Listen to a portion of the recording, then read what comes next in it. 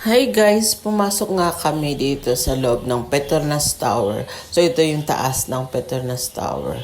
So may entrance siya na 1,000 plus. So ayaw ko sanang pumasok dahil ang mahal nga ng entrance. At dahil may sponsor kami, si Tita Tessie, shoutout nga pala Tita Tessie, ayun, siya yung nagbayad ng aming entrance dyan sa loob ng Petronas Tower. Kasi sabi niya, hindi pa pwedeng hindi kayo papasok dito, ako nang bahala, sabi niya.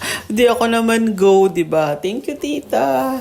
So ang ganda-ganda nga naman makapasok dito sa taas. Makikita mo talaga ang buong Kuala Lumpur sa top of the world ka. Ay, naku, ang kulit ng anak ko. Kaya pala, knockdown siya. O, tignan mo namang energy ng anak ko.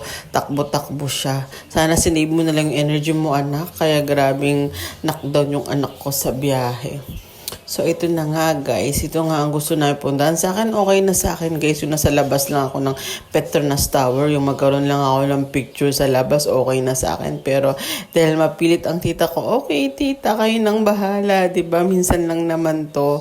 So, ayun na nga. Ang ganda-ganda dito sa taas guys. Makikita mo talaga yung mga maraming building.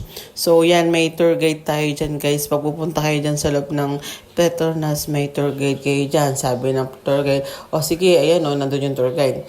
Sabi, sige, 10 minutes lang kayo dito magpa-picture. Sabi, naku, more than 10 minutes kami. Kasi aabangan kami. Kasi pupunta pa kami sa susunod na floor. Yan, yung pinakamataas na yan. So, yan yung elevator na sinakyan namin papunta sa taas ng Petronas Tower. So, yun yung mga kasama namin, mga nag-tour, mga Chinese, yung iba't ibang lahi. So, group of 5 nga kami, kasama kong asawa ko, ang anak ko, at ang aking mama, at ang aking mother-in-law. So, nag-enjoy namin kami guys. Sobrang ganda dito sa taas. So, ayun.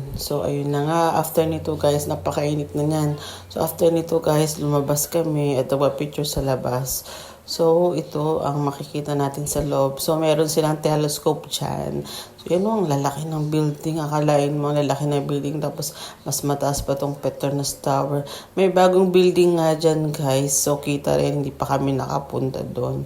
So, iyon na. Tapos na kami sa loob ng Petronas Tower. So, palabas na kami guys para magpa-picture naman sa labas ng Petronas Tower para makita naman natin yung kanilang magandang tower sa labas.